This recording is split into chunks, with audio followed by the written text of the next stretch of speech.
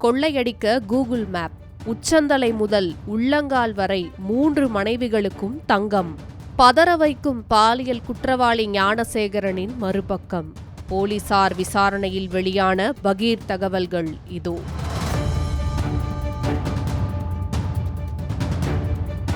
சென்னை அண்ணா பல்கலைக்கழக மாணவி வழக்கில் கோட்டூர்புரத்தை சேர்ந்த ஞானசேகரன் என்ற 37 வயதான நபர் கைது செய்யப்பட்டார்.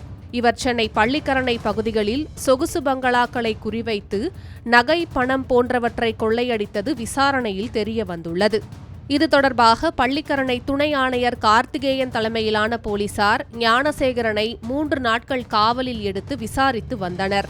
கடந்த 2019ஆம் ஆண்டு முதல் 2024ஆம் ஆண்டு வரை பள்ளிக்கரணை பகுதிகளில் உள்ள வில்லா டைப் வீடுகளை குறிவைத்து கார்களில் வந்து ஞானசேகரன் கொள்ளையடித்ததாக வாக்குமூலம் கொடுத்ததாக தகவல் வெளியாகியுள்ளது. முக்கியமாக சிசிடிவி கேமராக்கள் இல்லாத பகுதிகளில் உள்ள வீடுகளை நோட்டமிட்டு அந்த வீடுகளின் பின்பக்கம் சென்று கொள்ளையடித்து வந்துள்ளார்.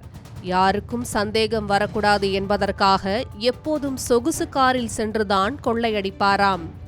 கடந்த 2022ஆம் ஆண்டு பள்ளிக்கரணையில் ஒரு வீட்டில் கொள்ளையடிக்கும் போது வெளிமாநில கூட்டாளி ஒருவரை ஞானசேகரன் பயன்படுத்தியிருப்பதும் விசாரணையில் தெரிய வந்துள்ளது. கடந்த 2019இல் காணத்தூர், நீலாங்கரை உள்ளிட்ட பல்வேறு ஸ்டேஷன்களில் 16க்கும் மேற்பட்ட கேசுகள் இவர் மீது பதிவாகியுள்ளன. ஜெயிலுக்கு சென்று வந்த பிறகு திருந்தி வாழப்போவதாக சொல்லிவிட்டு பிரியாணி கடையை நடத்தியிருக்கிறார். ஆனாலும் பழைய பழக்கத்தை மாற்றிக்கொள்ளாமல் காலையில் பிரியாணி கடை நடத்திவிட்டு நள்ளிரவில் காரில் சென்று சென்னை புறநகர் பகுதிகளில் திருட்டு தொழிலில் ஞானசேகரன் ஈடுபட்டு வந்ததும் விசாரணையில் தெரிய வந்துள்ளது. அந்த வகையில் பள்ளிக்கரணை பகுதியில் மட்டும் 7க்கும் மேற்பட்ட வீடுகளை நோட்டமிட்டு 250 சவரனுக்கும் மேற்பட்ட நகைகளை கொள்ளையடித்ததாக வாக்குமூலத்தில் ஞானசேகரன் தெரிவித்துள்ளார். இதனையடுத்து ஞானசேகரனை 7 கொள்ளை வழக்குகளிலும் போலீசார் கைது செய்துள்ளனர். ஏற்கனவே கார், ஜீப் போன்றவற்றை பறிமுதல் செய்துள்ள நிலையில் இப்போது சுமார் 120 சவரன் நகைகளை பள்ளிக்கரணை போலீசார் மீட்டுள்ளனர். அது மட்டுமல்லாமல் எப்போதும் கொள்ளையடிக்கும் போது அங்குள்ள பெண்களிடம் பாலியல் சீண்டலில் ஈடுபடுவாராம் ஞானசேகரன். எனவே அப்படி யாரேனும் பெண்கள் பாதிக்கப்பட்டுள்ளார்களா என்பது தொடர்பாகவும், மேலும் 150 சவரன் நகையை பதுக்கி வைத்திருக்கும் இடம் குறித்தும் பள்ளிக்கரணை போலீசார் விசாரணை மேற்கொண்டு வருகின்றனர். முன்னதாக போலீசாரிடம் ஞானசேகரன் அளித்துள்ள வாக்குமூலத்தில் தனக்கு 3 மனைவியர், அவர்களுக்காகவும் சொந்த வீடு கட்டவும் நகை பணம் திருட்டில் ஈடுபட்டு வந்தேன்.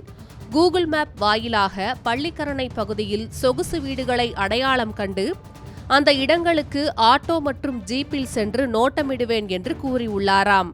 அதிலும் குறிப்பாக பூட்டி கிடக்கும் வீடுகளில் மாலை 5 மணி முதல் இரவு 9 மணிக்குள் நகை பணத்தை திருடிவிட்டு சென்று விடுவதாகவும், குறிப்பாக நீலாங்கரை, காணத்தூர் பகுதிகளில் உள்ள வீடுகளில் நகை, பணம் கொள்ளையடித்துவிட்டு கைதாகி சிறை சென்று வந்துள்ளதாகவும் கூறிய அவர், போலீசாரிடம் திருந்தி வாழ்வதாக சொல்லிவிட்டு அண்ணா பல்கலைக்கழகம் அருகே பிரியாணி கடை நடத்தி வந்ததாகவும் வாக்குமூலம் அளித்துள்ளார்.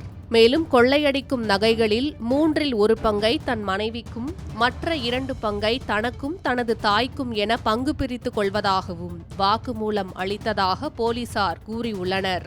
இந்த நிலையில்தான் 3 நாள் போலீஸ் கஸ்டடி முடிவடைந்த நிலையில் மருத்துவ பரிசோதனைக்கு பின்னர் மீண்டும் ஞானசேகரன் நீதிமன்றத்தில் ஆஜர்படுத்தப்பட்டு சிறையில் அடைக்கப்பட்டுள்ளார்.